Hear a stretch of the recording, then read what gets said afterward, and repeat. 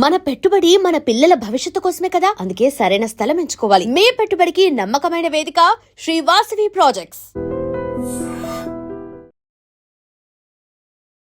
ఓం అస్మద్గురుభ్యో నమః. శ్రీమతే రామానుజాయ నమః. శ్రీకృష్ణ పరబ్రహ్మణే నమః.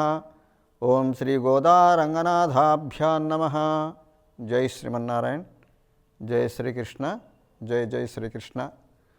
ప్రియ భగవద్భక్త బంధువులారా, మనం ఎప్పటి నుంచో ఎదురు చూస్తున్నటువంటి, అంటే గత సంవత్సరం నుండి ఎదురు చూస్తున్నటువంటి ఒక 30 రోజుల పండుగ దినాలు మనకి రాబోతున్నాయి రేపటి నుంచి. ఏమిటా పండుగ? 30 రోజుల పండుగ. 1 రోజు, 2 రోజులు, 5 రోజులు పండుగలు ఉంటాయి.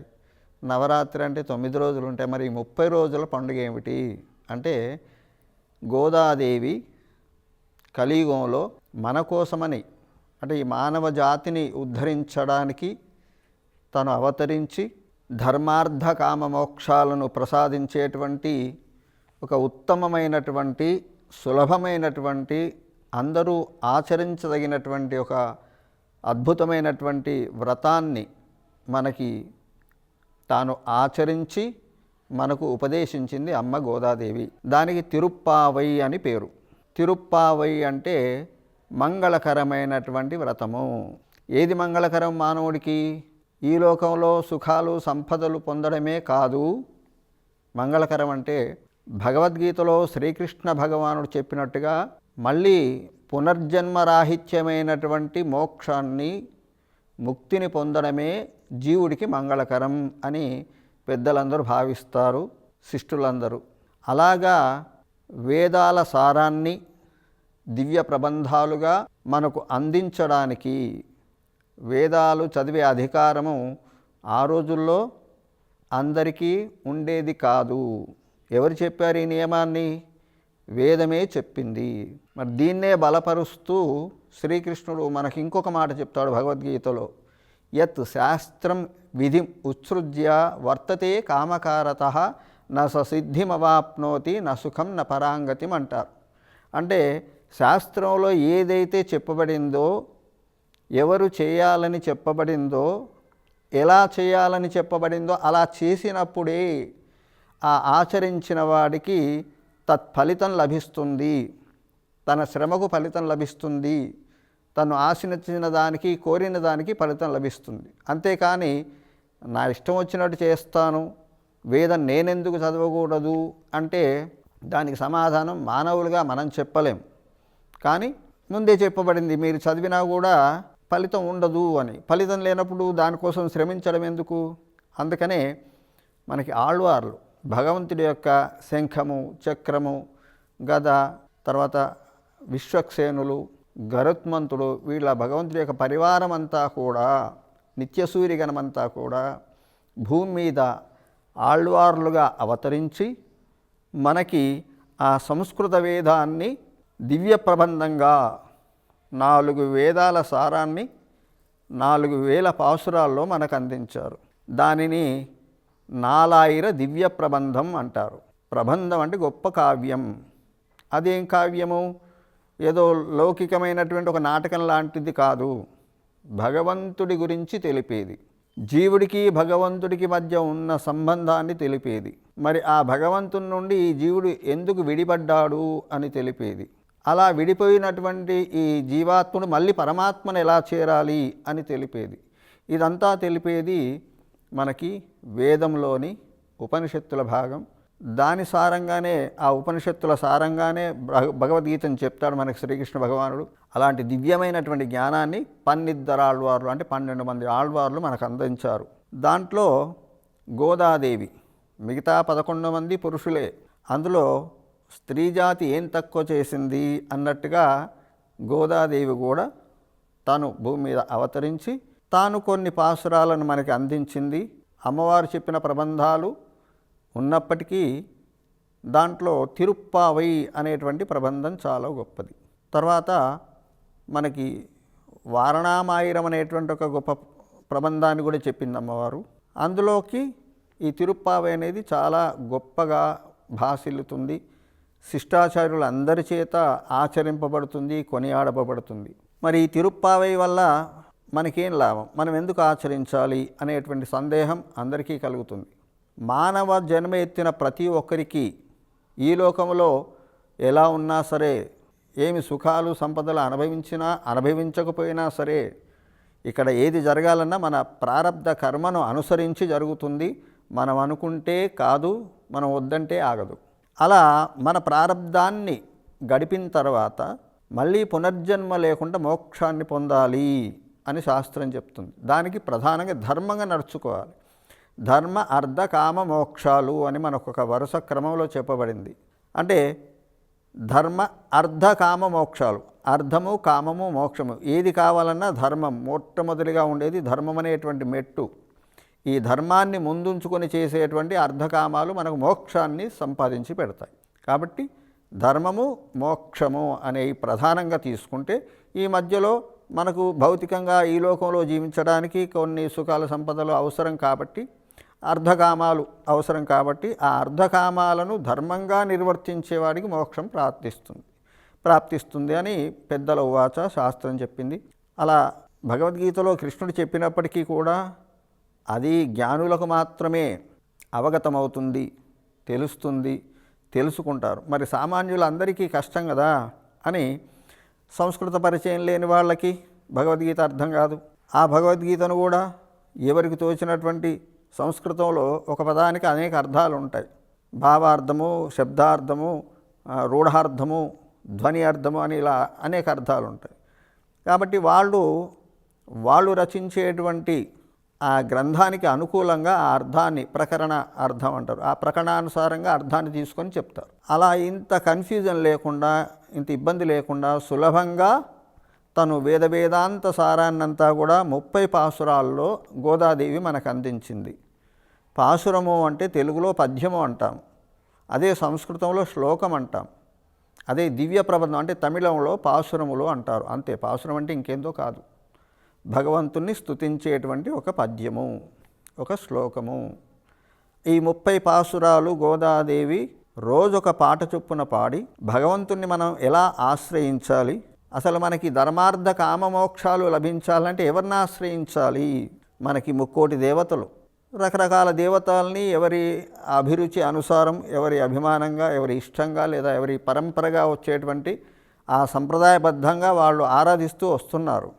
కానీ మరి ఈ అందరి దేవతారాధన, 30 దేవతారాధన మోక్షాన్ని ఇస్తుందా అంటే చెప్పలేం, సందేహం ఏమిటి, భగవంతుడే చెప్పాడు, ఇంకెవరి వల్ల కాదు, మాముపేత్యది పునర్జన్మ, మాముపేత్యతి అన్నాడు. అంటే నన్నెవరైతే ఉపాసిస్తారో, ఆశ్రయిస్తారో వాళ్ళకు మాత్రమే మోక్షము అని నిష్కర్షగా భగవంతుడు చెప్పిన తర్వాత కూడా ఇంకా మన ఇష్టానికి వదిలేస్తాడు.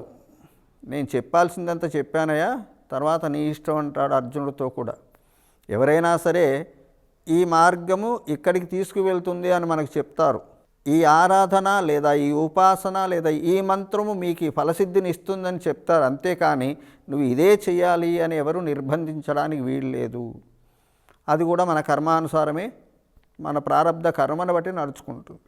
ఈ జన్మలో, ఈ జన్మాంతంలో మోక్షం పొందే అర్హత మనకు ఉందనుకోండి, అప్పుడు మనం సదాచార్యులని ఆశ్రయిస్తాం, వాళ్ళ ద్వారానే ఉపదేశాదులు పొందుతాము, వాళ్ళు చూపిన మార్గంలో మనం నడుచుకొని తత్ఫలితంగా మోక్షాన్ని పొందుతాము. లేదు, మనకి ఇంకెన్నో జన్మలు మనం ఎత్తాల్సి ఉంది, ఇంకెన్నో కర్మలు, ప్రారబ్ధ కర్మలు మనం అనుభవించాల్సి ఉంది అన్నప్పుడు ఎవరు చెప్పినా మనం వినం. మన మనస్సు, మన బుద్ధి దృఢమై ఉంటుంది మనం నమ్ముకున్నటువంటి ఒక పద్ధతిలో. అలాంటి వాళ్ళకి ఏదో సూచనాప్రాయంగా చెప్పడమే కానీ వాళ్ళ మనస్సును, వాళ్ళ బుద్ధిని మార్చడం అనేది మానవ మాత్రుల వల్ల సాధ్యం కాదు. అది భగవంతుడి అనుగ్రహం వల్లనే లభించాలి. అందుకనే గోదాదేవి మనకి శ్రీకృష్ణుడు భగవద్గీతలో చెప్పినట్టుగా భాగవతాది గ్రంథాలన్నిటినీ ప్రమాణంగా తీసుకొని భగవంతుణ్ణి ఆశ్రయించిన వాళ్ళకి కేవలం మోక్షమే కాదు, ధర్మార్థ కామాలన్నీ కూడా సులభంగా సిద్ధిస్తాయి, మోక్షము తదనుగా వచ్చి తీరుతుంది అని మనకు గోదాదేవి చెప్పింది. ఆ చెప్పిన వ్రతమే ధనుర్మాస వ్రతము, తిరుప్పావై వ్రతము అంటారు. ఇది ఈ మార్గశిర మాసంలో ప్రారంభమవుతుంది. మనకి పంచాంగ గణన 2 రకాలుగా ప్రధానంగా ఉంటుంది. ఒకటి సౌరమానము అని, రెండు చాంద్రమానము అని. చాంద్రమానంలో మనం చెప్పుకునేటువంటి మాసాలన్నీ కూడా చైత్రము, వైశాఖం అని చెప్పుకుంటాం. కానీ సౌరమానం ప్రకారం ద్రవిడులు ఆ సౌరమానాన్ని అనుసరిస్తారు కాబట్టి వాళ్ళు మేషములు ఇలా లెక్కిస్తారు. మేషము, వృషభము, మిథునము అని మాసాలను లెక్కిస్తారు. అలా వచ్చినదే ధనస్సు రాశి. ఒక్కొక్క రాశి ఒక్కొక్క మాసంగా చెప్తారు.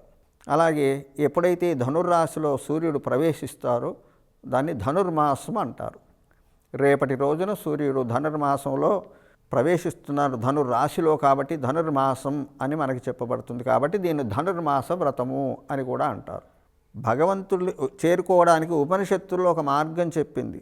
ప్రణవో ధను శరహ్యాత్మ బ్రహ్మతల్లక్ష్యముచ్యతే అని. కాబట్టి భగవంతుడిని చేరుకోవడానికి ఒక సాధనం కావాలి కదా. మనం లౌకికంగానైనా ఏదైనా ప్రయోజనాన్ని పొందడానంటే ఒక సాధనం ఉండాలి. ఆ సాధనం ఏమిటి అంటే ఆధ్యాత్మిక మార్గంలో బ్రహ్మప్రాప్తి కలగాలి, భగవంతుని పొందాలి అనుకునే వాళ్ళకి ఒక మార్గం చెప్పింది ఉపనిషత్తు. ఏమిటది? ప్రణవో ధను అంటే భగవంతుని చేరడానికి ఒక సాధనం ఏమిటి అంటే ప్రణవము, ఓంకారము. దీన్ని ధనస్సుగా భావించండి. తర్వాత మరి ధనుస్సులో సంధించడానికి ఒక బాణం కావాలి కదా, అది శరహ్యాత్మ. నీ ఆత్మనే శరముగా బాణముగా ఆ ధనస్సులో సంధించి, మరి సంధించావు, ధనస్సు ఉంది, బాణం ఉంది, లక్ష్యం ఉండాలి కదా. ఈ యొక్క బాణం చేరుకోవడానికి ఒక లక్ష్యం కూడా ఉండాలి. బ్రహ్మతల్లక్ష్యముచ్యతే అంటే పరబ్రహ్మమే లక్ష్యంగా భావించి ఓంకారం అనేటువంటి ధనస్సులో నీ ఆత్మ అనేటువంటి శరాన్ని సంధించి పరబ్రహ్మను లక్ష్యంగా ఆ బాణాన్ని వదిలితే ఈ ఆత్మ పరమాత్మను చేరుకుంటుంది అని ఉపనిషత్ చెప్పింది. అందుకనే కాబోలు అమ్మవారు ధనుర్మాసం ఎంచుకుంది ఈ వ్రతానికి. దీన్ని మనం చాంద్రమానంలో చెప్పుకుంటే మార్గశిర మాసము అంటాం. మాసానాం మార్గశీర్షోహం అని శ్రీకృష్ణ భగవానుడు భగవద్గీతలో చెప్పాడు. అంటే కాలంలో ఇది నేను, పశువుల్లో ఇది నేను, పక్షుల్లో ఇది నేను, వృక్షాల్లో ఇది నేను అని తన తత్వాన్ని, తన ఉనికిని చెప్పుకుంటూనే కాలక్రమంలో మార్గశిర మాసం నేనే, నా స్వరూపమే స్వయంగా అని చెప్తాడు కృష్ణ భగవానుడు. అందుకనే ఈ మార్గశిర మాసాన్ని ఎందుకుంటామో గోదమ్మవారు. ఇంకొకటి ఏమిటి, మార్గళి అని కూడా అంటారు ఈ మాసాన్ని. మార్గళి అనేది తమిళ పదం. అందుకే పాసురంలో మొదటి పాసురం మార్గళి తింగళ్ అని స్టార్ట్ అవుతుంది, ప్రారంభం అవుతుంది. కాబట్టి ఈ విధంగా ఈ వ్రతానికి తిరుప్పావే వ్రతమైనప్పటికీ ధనుర్మాస వ్రతమని, మార్గళి వ్రతమని, మార్గశీర్ష స్నాన వ్రతమని రకరకాల పేర్లు ఉన్నాయి. ఏ పేరు తీసుకున్నా ఉచితమే. ఇక అమ్మవారు ఏం చెప్తుందంటే ప్రధానంగా భగవన్నామ సంకీర్తన, కలౌ కేశవ కీర్తనాత్ అని చెప్తుంది మనకు ఉపనిషత్తులు కూడా. అంటే కలియుగంలో చాలా సులభమండి భగవంతుని పొందడం. మిగతా యుగాల్లో యజ్ఞ దాన తపకర్మలన్నీ చేయాలి, కానీ కలియుగంలో కేవలం భగవన్నామ సంకీర్తన చేస్తే చాలు. యజ్ఞాదులు యాగాదులు చేయాలంటే గొప్ప గొప్ప నియమనిష్టలు పాటించాలి వాటికి అనుసంధానంగా. కానీ నామ సంకీర్తనకు ఎలాంటి నియమం కూడా లేదు, సులభం. మీరు ఎక్కడ ఉంటే అక్కడ కూర్చున్నా, నిలబడ్డా, తిరుగుతున్నా, మీరు వంట చేస్తున్నా, ఎనీ టైం, ఈ సమయము ఆ సమయం లేదు, ఎప్పుడైనా సరే భగవన్నామ సంకీర్తన చేయవచ్చు. కాబట్టి కలియుగంలో మానవులు తరించడానికి సులభమైన మార్గం అన్నీ లభిస్తుంది. ఒక మోక్షమే కాదు, నామ సంకీర్తన వల్ల ఔషధే చింతయేద్విష్ణు భోజనే చ జనార్దనం అని మనకు ఒక 16 మంత్రాలు చెప్పింది శాస్త్రం. ఏ సమయంలో ఏ మంత్రాన్ని మనం ఉచ్చరిస్తే ఎలాంటి ఫలితం లభిస్తుంది? ఔషధే చింతయేద్విష్ణు. ఇదొక్కటి తీసుకుందాం. ఈ రోజుల్లో ప్రతి ఒక్కరూ ఏదో ఒక ఔషధాన్ని సేవిస్తున్నారు. ఔషధం అంటే అది కెమికల్ అయినా ఏదైనా సరే భౌతిక పదార్థమే, పాంచభౌతికమైనటువంటివి పరమాత్మ స్వరూపాలే, భగవంతుడి ప్రకృతిలోనికి చేరినవే, భగవంతుడి కంటే వేరే కాదు. అయినప్పటికీ కూడా దాంట్లో ఉన్నటువంటి ఆ విష ప్రభావం మనకి చేరకుండా ఆ ఔషధం చక్కగా పనిచేయడానికి విష్ణు నామస్మరణ చేయమంటుంది. ఔషధే చింతయేద్ విష్ణు. ఓం శ్రీ మహావిష్ణువే నమః అనుకుంటా మాత్రం మందో వేసుకోండి, దాని సత్ఫలితాలు మనకు లభిస్తాయి, దుష్ఫలితాలు మనకు చేరకుండా ఉంటాయి. ఇలా అద్భుతమైనటువంటి మంత్రాలను మనకి చెప్పింది. విష్ణు షోడశ నామ స్తోత్రం అంటారు దీన్ని, 16 నామాలు. అలాగే గోదాదేవి కూడా ఈ తిరుప్పావైలో ముఖ్యంగా భగవన్నామ సంకీర్తన గురించే చెప్పింది.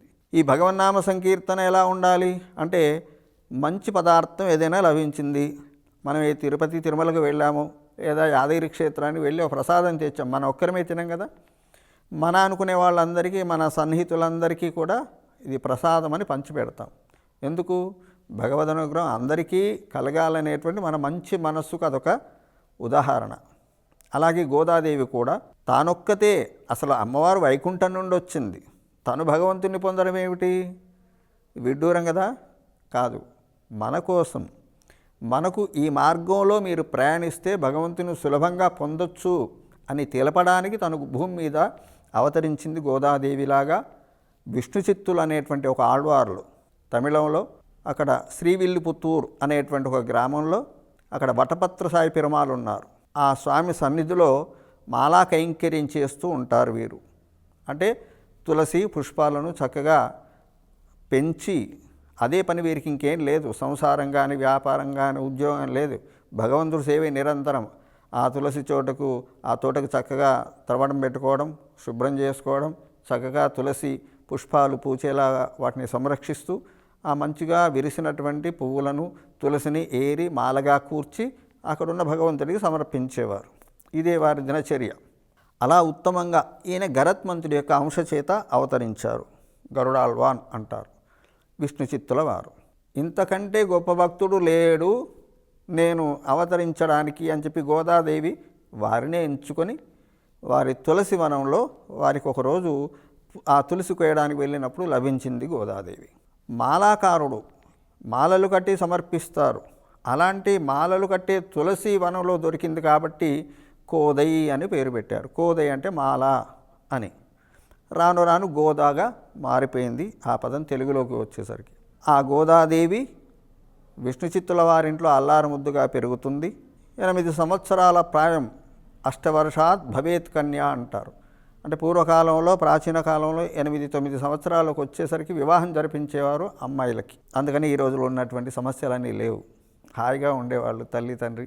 ఆ పసితనంలో వాళ్ళకి ఎలాంటి దురాలోచనలు ఉండవు, ఎలాంటి దుష్ప్రభావాలు వాళ్ళ మీద పడవు. నిష్కల్మషమైనటువంటి నిర్మలమైనటువంటి మనస్సు వాళ్ళది కాబట్టి తల్లి తండ్రి ఎవరిని చూపిస్తే వాళ్ళని వివాహం చేసుకునేవాళ్ళు, హాయిగా జీవితం గడిచిపోయేది. అది మర్చిపోయాం కాబట్టి ఇప్పుడు ఎన్ని ఇబ్బందులు పడుతున్నాం, పిల్లలైనా అమ్మాయిలైనా తల్లి అయినా తండ్రి అయినా. కాబట్టి పెద్దల మాట సద్దిమూట అన్నారు. ఎప్పుడైతే దాన్ని మనం విడిచిపెడతామో, ఆ మార్గం నుండి తప్పుతామో, అప్పుడు రకరకాల ఇబ్బందులు ఎదురవుతాయి. ఎప్పుడైనా రాచబాటలో ప్రయాణించే వాళ్ళకి ఇబ్బందులు ఉండవు. ఏదో పిల్ల మార్గంలో అడ్డదారిలో పోవాలనుకునే వాళ్ళకి అడ్డంకులు వస్తాయి. అలా మనకి గోదాదేవి చరిత్ర ఏం తెలుపుతుందంటే, కలియుగంలో భగవంతుడు అవతారాలు లేవు, విగ్రహ రూపంలోనే ఉంటాడు. మనం కృతయుగంలో తీసుకుంటే హయగ్రీవుడు, నృసింహస్వామి, మత్స్యకూర్మద అవతారాలు ఎన్నో ఉన్నాయి. అలాగే త్రేతాయుగానికి వచ్చేవరకు శ్రీరామచంద్రస్వామి అవతరించారు. ద్వాపరయుగంలో శ్రీకృష్ణ భగవానుడు ఉన్నాడు. కానీ ఈ కలియుగంలో ఎవరున్నారు మనకి అంటే, విగ్రహ రూపంలో ఉంటాను కలియుగంలో అని మనకి ఆగమ శాస్త్రంలో భగవంతుడు చెప్పాడు. అదేవిధంగా మనకు వెంకటేశ్వర స్వామి కావచ్చు, శ్రీరంగనాథుడు, లక్ష్మీ నరసింహస్వామి, శ్రీరాముడు, కృష్ణుడు, ఇవన్నీ కూడా అర్చా మార్గం అంటే విగ్రహ రూపంలో ఉంటాయి.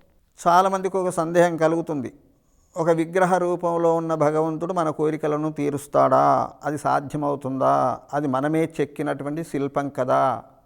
మనం చెక్కినటువంటి శిల్పమైనప్పటికీ దానికి ఆగమ శాస్త్రంలో చెప్పినట్టుగా ప్రాణప్రతిష్ఠ జరిపిస్తారు.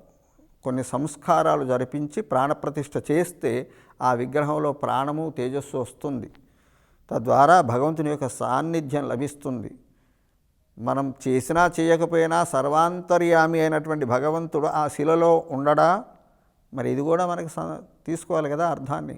సర్వాంతర్యామి అన్నప్పుడు ఆ శిలలో కూడా ఉంటాడు, అది విగ్రహం కాకపోయినా సరే. అందుకనే మనం పల్లెటూరులోకి పోతే ఒక గ్రామదేవతగా చిన్న రాయిని పెట్టేస్తారు, వాళ్ళు పూజ చేస్తారు. అందులో ఉన్నాడు భగవంతుడు. యద్భావం తద్భవతి. మనం అన్నా అనకపోయినా, నమ్మినా నమ్మకపోయినా అంతటా ఉండేవాడే పరమాత్మ. అంతః బహిశ్చ తత్సర్వం దృశ్యతే శ్రూయతోపివా అంటారు. అంటే కనబడేటువంటి దృశ్యాల్లో, వినబడేటువంటి శబ్దాలు అన్నింటిలో భగవంతుడు సర్వకాల సర్వావస్థల్లో అంతర్యామిగా ఉంటాడు. కాబట్టి ఏ వస్తువులో భగవంతుడు ఉంటే ఆ వస్తువుకు ఉనికి లభిస్తుంది, ఉంటుంది, ఆ వస్తువు నిలిచి ఉంటుంది, లేదంటే ఆ వస్తువు నిలిచి ఉండదు. మన శరీరాన్ని తీసుకుంటే భగవంతుడు మన శరీరంలో ఆత్మరూపంగా ప్రాణరూపంలో ఉన్నంతవరకే ఈ శరీరం నిలిచి ఉంటుంది. అది వదిలిన మరుక్షణమే పతనమవుతుంది, జీర్ణమవుతుంది, పాడవుతుంది, దాని ఉనికి లేకుండా పోతుంది, నామరూపాలన్నీ పోతాయి ఆ శరీరానికి. ఇది ప్రత్యక్ష నిదర్శనం భగవంతుడు సర్వాంతర్యామిగా ఉన్నాడు. ఈ తత్వాన్ని చెప్పడానికే ప్రహ్లాదుడు అవతరించి ఇందు గలడందు లేడను సందేహము వలదని మన ఆ యొక్క సందేహాలని తీర్చాడు భాగవతంలో, శ్రీమద్ భాగవతంలో. అదే ప్రహ్లాదుడు ఇందుగలడందు లేడని సందేహము వలదు అని చెప్పిన విషయాన్ని మళ్ళీ ఇంకొకసారి మనకు గుర్తు చేయడానికి, కాస్త గట్టిగా మందలించి చెప్పడానికి, నిరూపించడానికి గోదాదేవి అర్చామూర్తినే తన యొక్క ఉపాస్య దైవంగా ఎంచుకుంది. పాపం 8 సంవత్సరాల వయసు అమ్మాయికి రాగానే ఈయన బాధపడుతున్నాడు, నేను ఒక చిన్న సామాన్యుణ్ణి, మాలాకారుణ్ణి, మరి భగవదంశగా ఈ అమ్మాయి లభించింది, ఈమెకు తగిన వరుణ్ణి నేను ఎక్కడి నుండి వెతికి తీసుకురావాలనేటువంటి బాధపడుతున్న సమయంలో ఒక లీల చూపించాడు భగవంతుడు. ఈయన రోజు చక్కగా భగవంతుడి కోసం అందంగా ఏర్చి కూర్చినటువంటి మాలలన్నీ ఒక బుట్టలో పెట్టి ఉంచేవాడు. ఈయన స్నానం సంధ్యా అనుష్ఠానానికి వెళ్ళే సమయంలో గోదాదేవి ఆ మాలలు తను ధరించేది, భగవంతుడి కోసం చేసినటువంటి మాలలు. పసిపిల్ల కదా, తనకి తెలియదు. ఇంకొకటి ఏమిటి, ఆ అమ్మాయికి ఆమె భగవదంశ సంభూతురాలు కాబట్టి, అవతారమూర్తి కాబట్టి, జన్మతఃనే భగవంతుని తప్ప, శ్రీకృష్ణుని తప్ప నేను ఇతరులను వివాహం చేసుకోను అని నిశ్చయించుకుంది తన తండ్రి చెప్పినటువంటి భగవద్లీల యొక్క మహిమ వల్ల. ఆ లీలలంటూ విని పెరిగింది. భారతం, భాగవతం, రామాయణం అంటూ అన్నీ వింటూ పెరిగింది కాబట్టి ఆ మూర్తినే తన మనసులో ముద్రించుకుంది.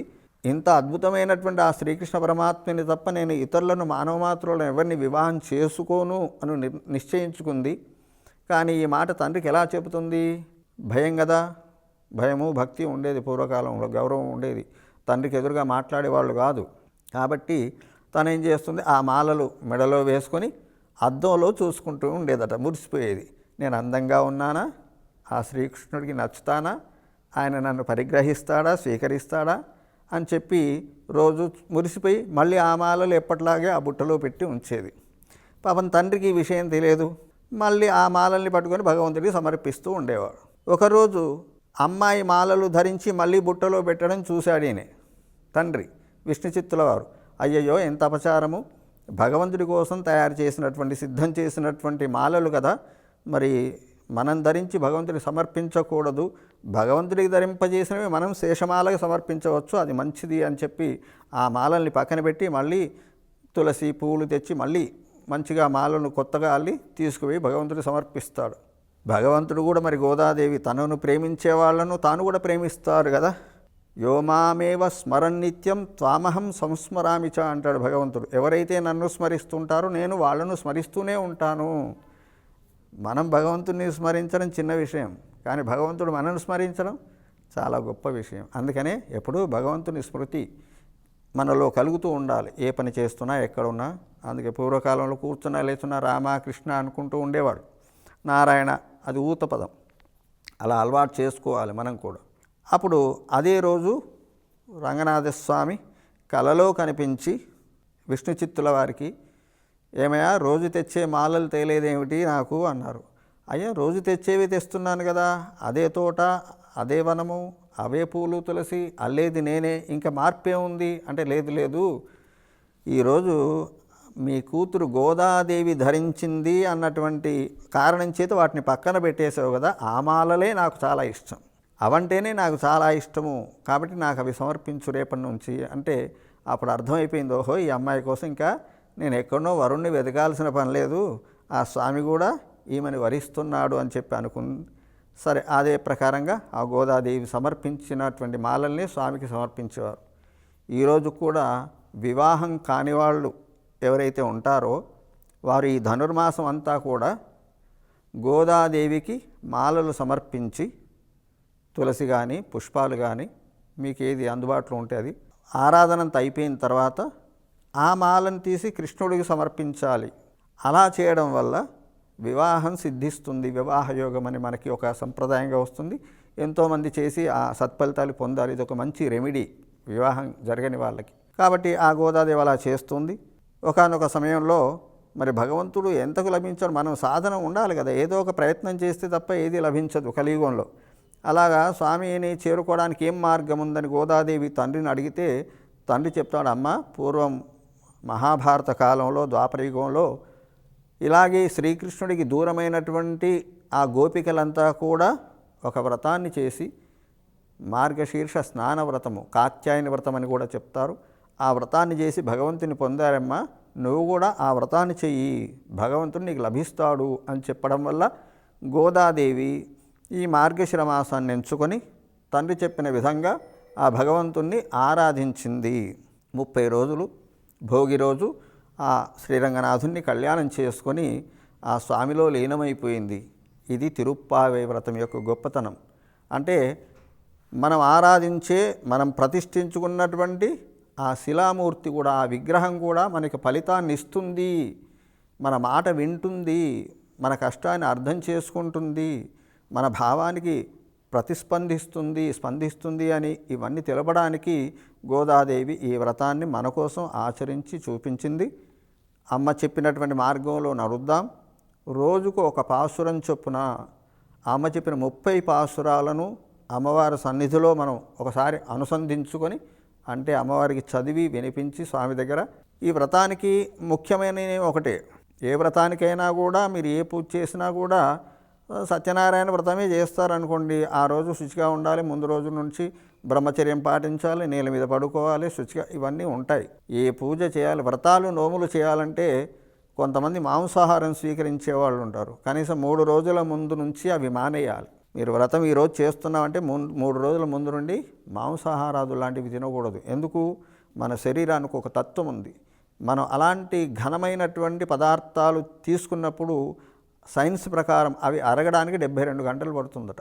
కాబట్టి 3 రోజుల సమయం వాటిని త్యజించాలి. మీరు ఏదైనా తీర్థయాత్రకి వెళ్తున్నా సరే 3 రోజుల ముందు నుంచే నియమాన్ని పాటించాలి. ఈ విధంగా మనకి శాస్త్రంలో చెప్పబడ్డది. ఇవేమి మనకు తెలియవు, కొన్ని ఆచరించం, కొన్ని మూఢనమ్మకాలుగా కొట్టేస్తాం. కాబట్టి మనం చేసే వాటికి సత్ఫలితాలు లభించట్లేదు, కారణం మనమే. కాబట్టి అమ్మ చెప్పిన మార్గంలో నడుద్దాం. తెల్లవారుజామున సూర్యోదయానికి ముందే నిద్ర లేవడం ప్రధానంగా. దీన్ని స్నానవ్రతం అంటారు, మార్గశీర్ష స్నానవ్రతం.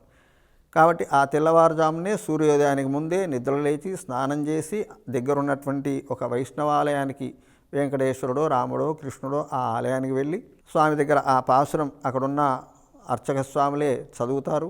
అవకాశం ఉంటే మనం కూడా వాళ్ళతో గొంతు కలిపి చదవచ్చు, లేదా వాళ్ళు చదివిన దాన్ని చక్కగా విని భగవంతుడికి నమస్కారం చేసుకొని అక్కడిచ్చేటువంటి మార్గలి ప్రసాదం, ఈ మార్గశిర మాసంలో ప్రత్యేకించి భగవంతుడికి ఒక ప్రసాదం కట్టు పొంగలి అంటారు. దాన్ని నైవేద్యం పెట్టిన తర్వాత ప్రసాదంగా మనకు అందిస్తారు, దాన్ని తీసుకొనే ఉండాలి. ఈ మార్గశిర మాసం అంతా కూడా ఒకటే పూట భోజనం చేయాలి. అవకాశం ఉన్నవాళ్ళు, శక్తి ఉన్నవాళ్ళు, అందరికీ కాదు. అయ్యో మరి ఒక పూట భోజనం ఉండాలని వ్రతం చేయకుండా మానేయకూడదు.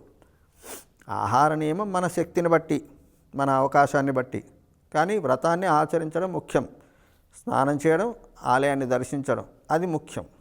ఈ పాసురాన్ని విన్నవించడం, ఈ విధంగా మనకు చేయాలని మన శాస్త్రంలో చెప్పబడింది. భోగి రోజు గోదాదేవి కళ్యాణంతో ఈ వ్రత పరిసమాపన జరుగుతుంది. మనం కూడా మన ఈ యొక్క ఛానల్ ద్వారా iDream వారు మనకు ఒక మంచి అవకాశాన్ని ఇస్తున్నారు. మనందరం కూడా రోజుక పాసురాన్ని అనుసంధానం చేసి దాని అర్థం కూడా తెలుసుకునే ప్రయత్నం చేస్తూ భాగవత ఆచార్య సేవలో తరిద్దాం. అందరికీ ధనుర్మాస శుభాకాంక్షలు. జై శ్రీమన్నారాయణ. జై గోదారంగనాథ స్వామి భగవానికి జై. ఓం అస్మద్గురుభ్యో నమః. శ్రీమతే రామానుజాయ నమః. శ్రీకృష్ణ పరబ్రహ్మణే నమః. శ్రీ గోదారంగనాథాభ్యాం నమః. జై శ్రీమన్నారాయణ. జై శ్రీకృష్ణ. జై జై శ్రీకృష్ణ. ఈరోజు నుండి ధనుర్మాసం అయింది. మనం రోజొక పాసురం చొప్పున వినవించుకుందాం. దానికి ముందుగా గురు పరంపర, గోదాదేవి ప్రార్థన శ్లోకాలు ఉంటాయి.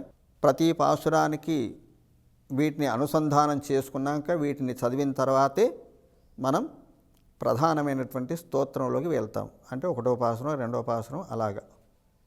ఇది విధానం. ఈ విధానాన్ని అనుసరిద్దాం. శ్రీశైలేశదయాపాత్రం ధీభక్త్యాదిగుణార్ణవం యతీంద్రప్రవణం వందే రమ్యజామాతరం మునిం లక్ష్మీనాథసమారంభాం నాథయామునమధ్యమాం అస్మదాచార్యపర్యంతాం వందే గురుపరంపరాం యో నిత్యమచ్యుతపదాంబుజయుగ్మరుక్మా వ్యామోహతస్తదితరాణి తృణాయ మేనే అస్మద్గురోర్భగవతోస్య దయేకసింధోః రామానుజస్య చరణౌ శరణం ప్రపద్యే.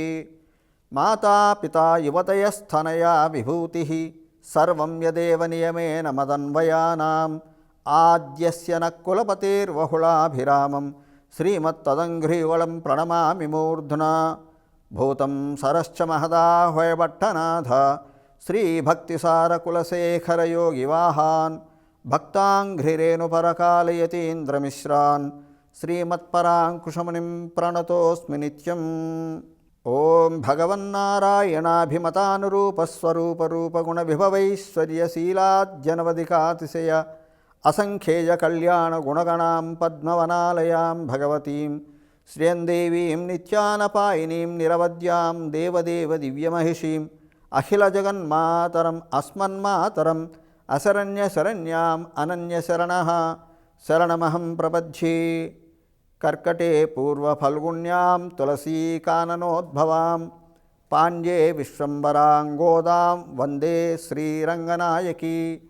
నీళాతుంగస్థనగిరితటీ సుప్తముద్భోజ్య కృష్ణం పారార్థ్యం స్వం శృతిశతశిరసిద్ధమధ్యాపయంతి సోచ్ఛిష్టాయాం స్రజినిగళితం యాఫలాత్కృత్య భుంక్తే గోదా తస్యై నమ ఇదమిదం భూయ ఏవాస్తు భూయః.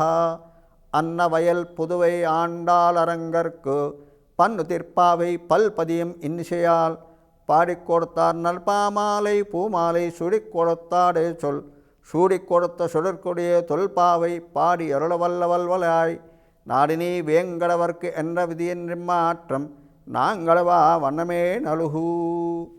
ఇది ప్రారంభ పాసురాలు. ప్రతి పాసురానికి ముందుగా ఇవి అనుసంధానం చేసుకొని పాసురాన్ని చదవాలి. మొదటి పాసురంలోకి వెళ్దాం.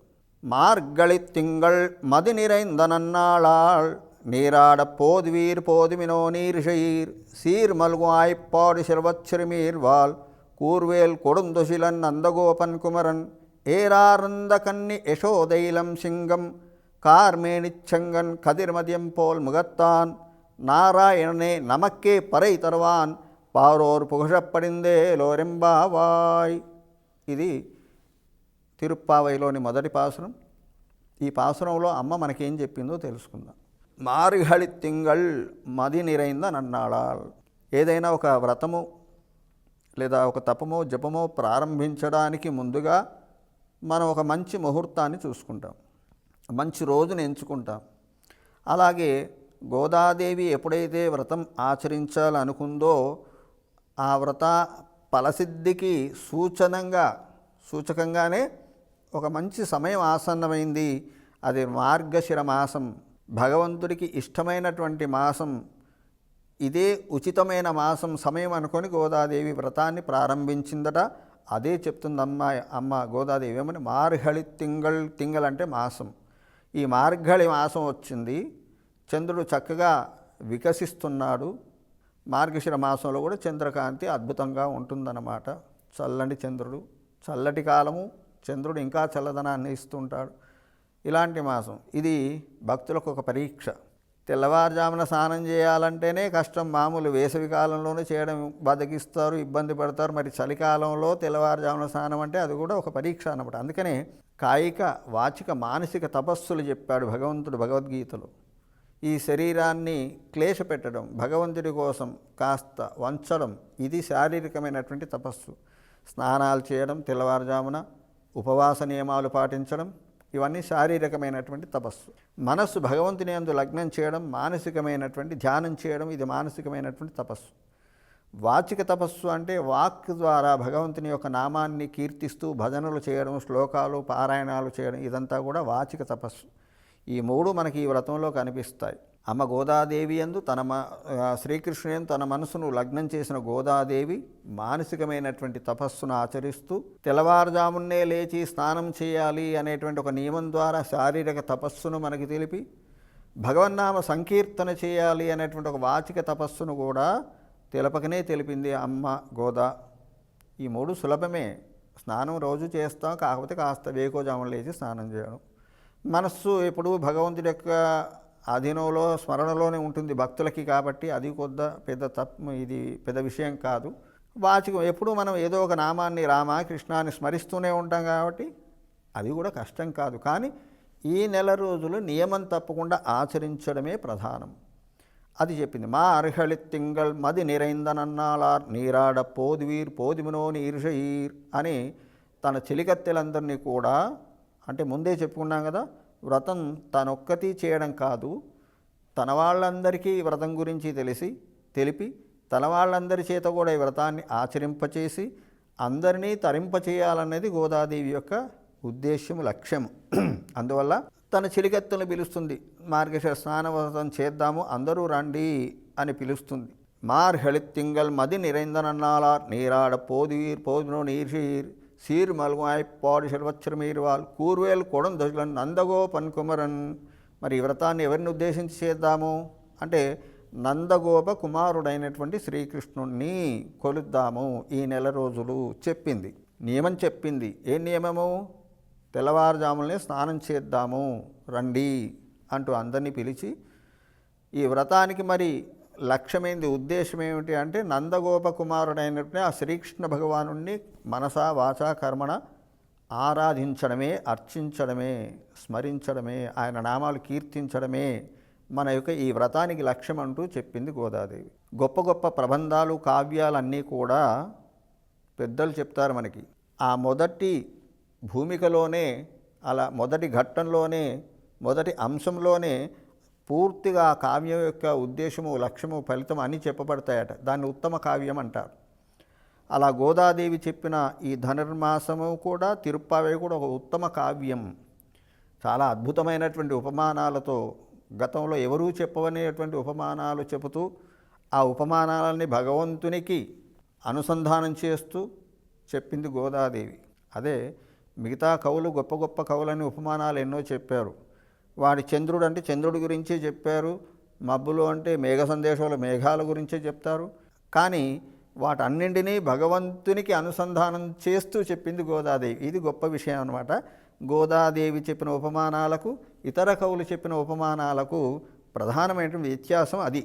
కాబట్టి మరి మార్గశిర స్నానవ్రతం చేద్దాం, చేస్తే చేస్తూ భగవంతుడైనటువంటి ఆ శ్రీకృష్ణుని స్మరిద్దాం, ఆరాధిద్దాం, అర్చిద్దాం. ఓకే, అయితే మనకేం ఫలితం లభిస్తుంది? అమ్మ నువ్వు చెప్పినట్టు మేమంతా చేస్తాము నీ మాటగా, కానీ మాకు వచ్చే ఫలితం ఏంది? అది కూడా మొదటి పాసురంలోనే చెప్తుంది. మొదటి పాసురంలోనే సమయాన్ని చెప్పింది, నియమాన్ని చెప్పింది, ఏం చేయాలో చెప్పింది, ఎవరిని ఆరాధించాలో చెప్పింది, ఫలితం ఏమిటో కూడా చెప్తుంది. నందగోపన్ కమరన్, తర్వాత నారాయణనే నమక్కే పరైతర్వాన్, ఇది ప్రధానం. మొదటి పాసురంలో ప్రధానంగా మనం చెప్పుకోవాలి ఇది. నారాయణనే నమక్కే పరైతర్వాన్ అని చెప్పింది గోదాదేవి. అంటే భగవంతుని నుండి మనం విడిపోయి ఉన్నాం ఏదో కారణం చేత, కాబట్టి మనం బద్ధజీవులుగా ఉంటున్నాం. ఇక్కడ ఏమిటి బద్ధం ఏమిటి అంటే ఈ సంసారం అనేటువంటి చక్రంలో బంధింపబడి ఉన్నాము. ఇదే బద్ధజీవుడికి లక్షణం. మరి ఈ సంసార బంధం ఎలా తొలగిపోవాలి, భగవంతుని ఎలా చేరుకోవాలి అంటే ఈ ధనుర్మాస వ్రతం చేసి భగవంతుని నామాన్ని నిరంతరం స్మరించడం వల్ల 30 మాసాలు అమ్మవారు చేసి చూపించింది. ఇది కూడా మనం గమనించాలి. ఒకటి, ఆమె భగవదంశ సంభూతురాలు కాబట్టి, అవతారమూర్తి కాబట్టి తను 30 రోజులు ఆచరించి 30వ రోజు భగవంతుడిలో అయిపోయింది. ఆ అమ్మవారి జీవితం అక్కడికే పరిసమాపన అయింది, అవతార సమాప్తి అప్పుడే జరిగింది. కానీ మనం ఈ 30 రోజులతోనే మన జీవితం అయిపోదు కదా. కాబట్టి దీన్ని ఎప్పటి వరకు? మనం జీవించి ఉన్నంతకాలం వరకు అనుసరించాలి ఈ స్నానవ్రతాన్ని. 30 రోజులు అనేది మనకొక వర్క్షాప్ లాంటిది, మనకొక ట్రైనింగ్ లాంటిది. ఈ 30 రోజుల శిక్షణ, అమ్మది చెప్పిన శిక్షణ, ఇది జీవితాంతం మనకు వర్తించాలి. ఆ 30 రోజులు చేసాం కదా అయిపోయింది కాదు. సరే స్నానాన్ని మిగతా నియమాల్ని పక్కన పెట్టినా భగవన్నామ సంకీర్తన ప్రతిరోజు ప్రతి క్షణం జరుగుతూనే ఉండాలి. చాలు, ఇదే మనకింకా ఈ భవబంధ విముక్తిని కలిగించి భగవంతుని యొక్క పరమపదానికి వైకుంఠానికి చేరుస్తుంది. కాబట్టి నారాయణనే అంటే మోక్షాన్ని ఇచ్చే అర్హత ఎవరికి ఉంది? ముక్కోటి దేవతల్లో కూడా నారాయణునికి శాస్త్రం చెప్తుంది. పండితులు విజ్ఞులందరికీ తెలుసు. ఎవరైనా కాదని వాదిస్తే మనం వాళ్ళతో వితండ వాదన చేయలేం, అది అనవసరం కూడా. మనం కావలసింది మనం పొందడానికి మనం విశ్వసించాలి. మన ఆచార్యులు మన పెద్దలు శాస్త్రం ఉపదేశించిన మార్గాన్ని, భాగవత రామాయణాలు బ్రహ్మసూత్రాలు ఉపనిషత్తులు అన్నీ చెబుతున్నాయి ఇదే విషయాన్ని. దీన్ని త్రిమతాచార్యులు కూడా అంగీకరించారు. శంకర భగవత్పాదులు కానీ భగవద్ రామానుజులు కానివ్వండి, మధ్వాచార్యులు ఎవరూ దీన్ని వ్యతిరేకించలేదు. మోక్షం ఇచ్చేది భగవంతుడైన శ్రీమన్నారాయణుడే. మిగతా విషయాల్లో కాస్త వ్యత్యాసాలు ఉంటాయి, భేదాలు ఉంటాయి ఆరాధన విషయాల్లో. అంతేకాని పరమాత్మను చేరుకోవాలంటే ఇదే ప్రధానమని బ్రహ్మసూత్రాలు వ్యాస మహర్షి చెప్పాడు మనకి. కాబట్టి నారాయణుడే జీవులకు మోక్షాన్ని ఇస్తాడు. నమక్కే మనకే నారాయణనే ఏవ పదాన్ని వాడింది అక్కడ గోదాదేవి. అంటే ఓన్లీ అంటారు. మనం ఏదైనా వస్తువు కొనడానికి పోతే 99 రూపీస్ ఓన్లీ అంటారు. అంటే అర్థం ఏంటి? ఓన్లీ అనే పదం ఏం చేస్తుంది? 99కి తక్కువ కానీ 99కి ఎక్కువ కానీ కాదు, ఓన్లీ 99 మాత్రమే అని మనకు అక్కడ వాడు సూచిస్తాడు ఆ ఓన్లీ శబ్దం ద్వారా. అట్లాగే సంస్కృతంలో ఏవా అనేటువంటి ఒక శబ్దం ద్వారా ఏం తెలుస్తుంది? మాత్రమే. ఇది కూడా తెలుగులో కూడా ఇది మాత్రమే అంటామంటే ఇది కాకుండా ఇంకోటి కాదు అని అర్థం. ఆ పదాన్నే గోదాదేవి వాడింది ఇక్కడ. నారాయణనే, నారాయణుడు మాత్రమే మోక్షాన్ని ఇస్తాడు. కాబట్టి మనం ఏం చేయాలి? నమక్కి మనకే ఇస్తాడు అని చెప్పి. మనకంటే ఎవరికి? గోదాదేవికి మాత్రమేనా? లేదు. ఎవరైతే ఆ నారాయణుని నమ్ముకొని ఆశ్రయించి శరణాగతి చేస్తారో ఆ శరణాగతి చేసిన వాళ్ళకి, శరణాగతి అంటే అర్థమైంది, మనకి ఈరోజు ఒక ఆత్మవిమర్శ లేదు, విశ్వాసం లేదు, మన ఇష్టం వచ్చినట్టు కాలానుగుణంగా ఏ ఎండకు ఆ గొడుగు పట్టడం అంటారు కదా, అలాగా ప్రవర్తిస్తున్నాం మనం. కానీ జీవుడైన వాడు ఇంత గొప్ప మానవ జన్మ ఇచ్చినందుకు, దుర్లభం మానుషో జన్మ అని చెప్తుంది శాస్త్రం. మానవ జన్మ చాలా దుర్లభం. ఇలాంటి ఉత్తమ జన్మ భగవంతుడు మనకి ఇచ్చినందుకు ఆయనకు కృతజ్ఞతగా ఆయన ఆరాధన చేయాలి. ఇంకేవో కోరికలు కాదు, అవి తర్వాత విషయం. కానీ ఆ విశ్వాసం లేకుండా ఇతరులను ఆశ్రయిస్తున్నాం.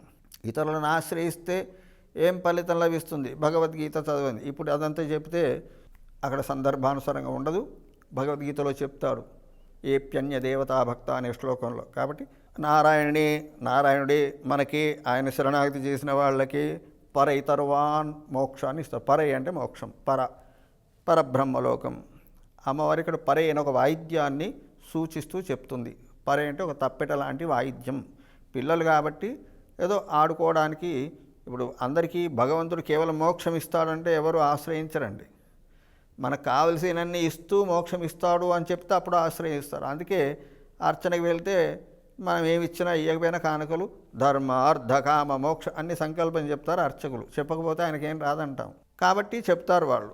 ఆ విధంగా మనకి ధర్మార్థ కామ మోక్షాలన్నింటినీ పుష్కలంగా అందించేటువంటి వ్రతం ఈ తిరుప్పాయ వ్రతం. కేవలం మోక్షమే కాదు, పాడి పంటలు, సంపద, ఆరోగ్యం, ఆయుష్ అన్నిటినీ ఇస్తుందన్నమాట. కాబట్టి ఇది మంగళకరమైనటువంటి వ్రతము. తిరుప్పావై పావనకరమైనటువంటి వ్రతము, పరబ్రహ్మను పొందించేటువంటి ఉత్తమమైన వ్రతము.